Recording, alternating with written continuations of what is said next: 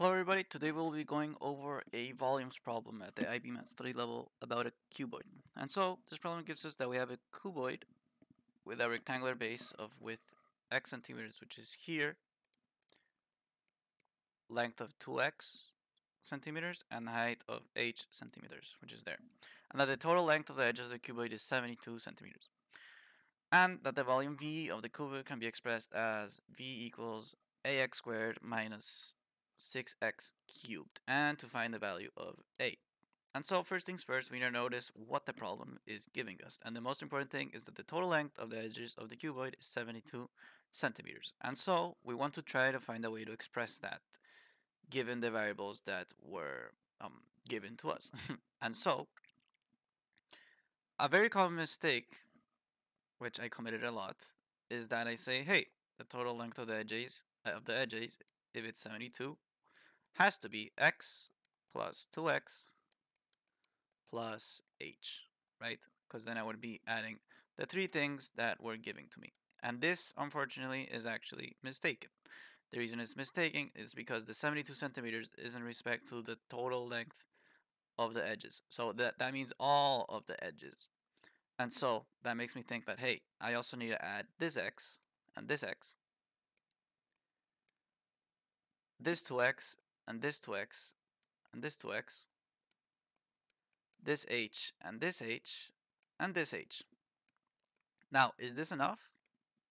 No, because we also have the ones that are way out in the back, which would be this edges over here, which would be the h that is hiding there, the 2x that is hiding there, and the x that is hiding over here. And so it's not quite this, but since it's a cuboid, we know that it's 4 times of each side. So it's going to be 4 times x, 4 times 2x, and 4 times h. How do I know this? And this is a manual way that you can do it. You notice that, hey, there's one h here, another h here, another h here, and another h there. There's 4 of them, right? For the 2x's, there's 3 and 4. That's also 4 of them. And so if you want to do like the quick way, that is how you calculate it, but you could also just add them one by one. And so 72 is going to be equal to 4x plus 8x plus 4h, right?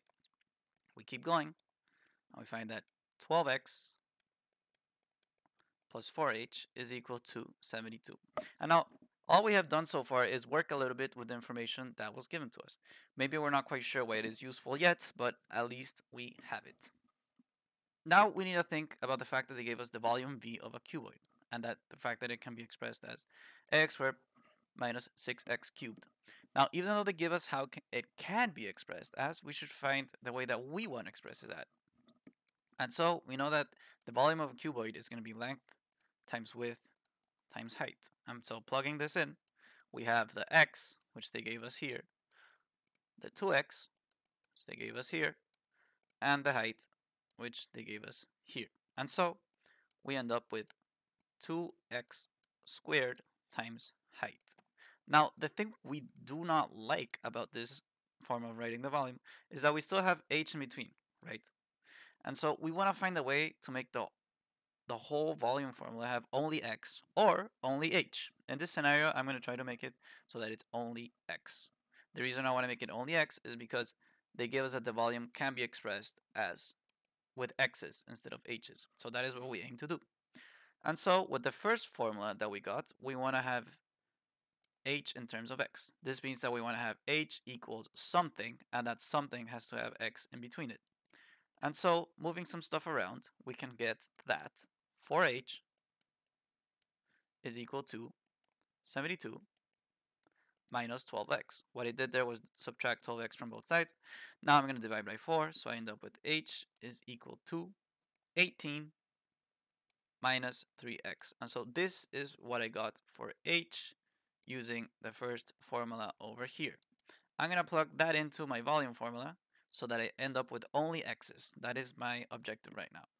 And so I end up with v equal to 2x squared times 18 minus 3x. And so here I want to make it look a little bit prettier or make it make more sense to us. So we're gonna develop it a little bit. We're gonna do 2x squared times 18, which would give us 36x squared, and 2x squared times the minus 3x. And so that would give us minus 6x cubed. And this would be my volume formula. And so suddenly this looks very, very familiar. What does it look familiar to?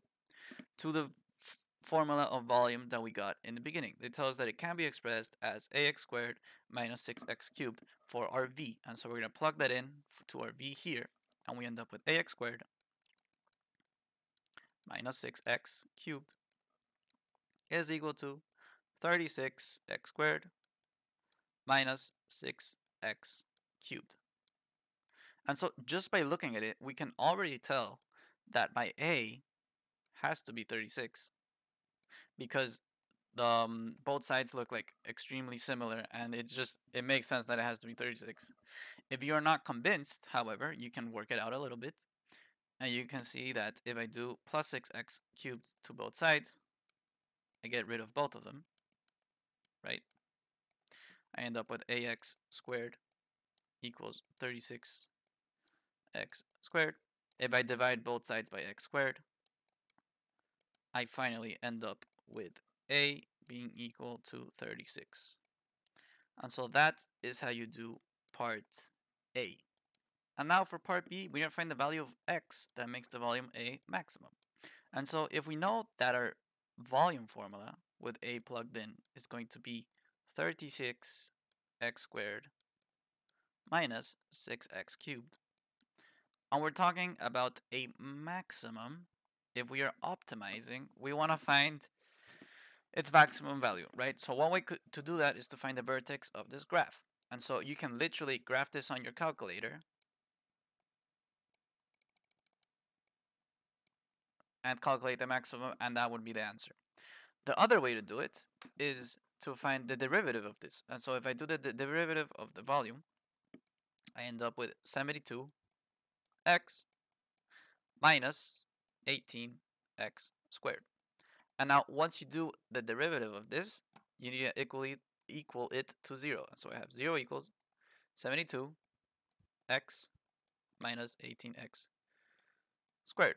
And I need to find the values of x that make this true. The reason we equal it to 0 is because once we have the derivative of it, we are dealing with rate of change. By the way, another way to write this would be dv over dx, right? And so when I have dv dx equal to 0, I am asking when is the rate of change, which is what the derivative does, when is the rate of change equal to 0? Rate of change is the same as slope. And so if my slope is 0, which would look something like this, it would have to be on a maximum, right?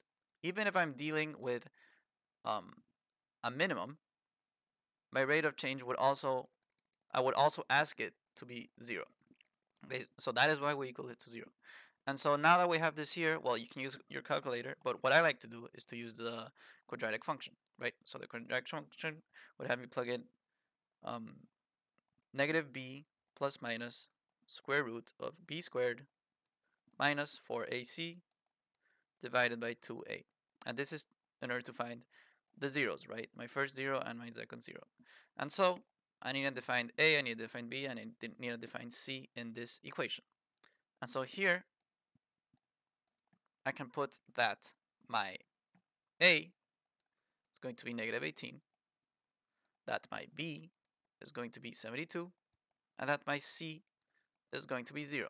Let us remember that we are following the form of a quadratic function. And so having this in mind and plugging into the quadratic formula, we end up with negative 72 plus or minus square root of 72 squared minus 4 times a times c divided by 2 times a. Now, I know that this looks a little bit nasty, and maybe it's not the fastest way to solve it, but I insist, it is a way to solve it that always works. And so first things first, 4 times 18 times 0, this is just going to be 0. Okay, so working this out a little bit, we end up with negative 72 plus or minus this the square root of 72 squared, and we know that 72 squared is 5,184. Now, I know that these numbers look nasty, but if you trust the process and trust yourself, it's all going to be fine. So 2 times negative 18 will give you negative 36.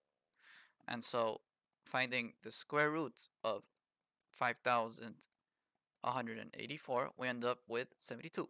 So negative 2 plus or minus 72 divided by negative 36.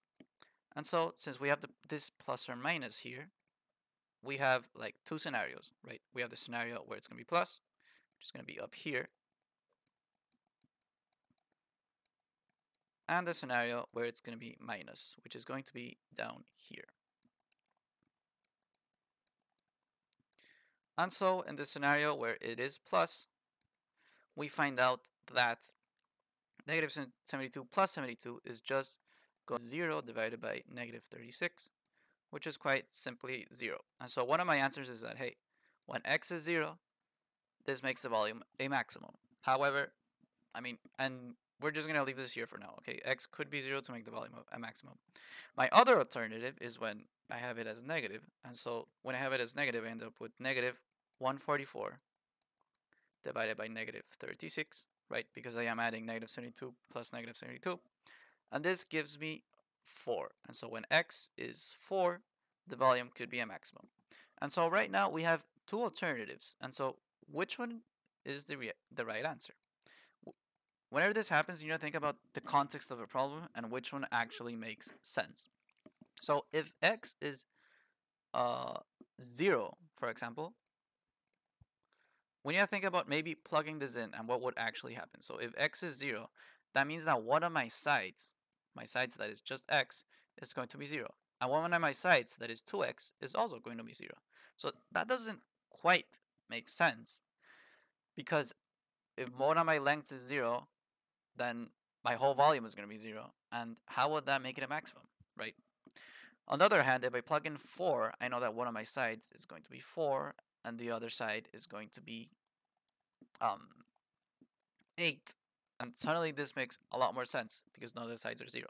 And so I get rid of this alternative, because it doesn't make sense to the context of the problem, and stick to the fact that x equals 4. And so this is the value that makes the volume a maximum. Try to keep this in mind when you get negative values for x as well. The context of the problem is very, very important. And so, just as a closing note, in this problem, it was very important to notice what they actually gave us. And in most math problems, at least at the IB Math Studies, that is very important. If they give you that the total length of the edges of the cuboid is 72 centimeters, heck, you're probably going to have to use that. And so find a way to use it, Have 72 equal whatever and work it out, If they give us that the volume can be expressed like this, well, find your own way to express it and then equal it to each other. And so just with practice and time comes how to approach problems, and that is the most important part. And so that being said, this is how you solve this problem, and I hope it helped. Oh, and one last thing.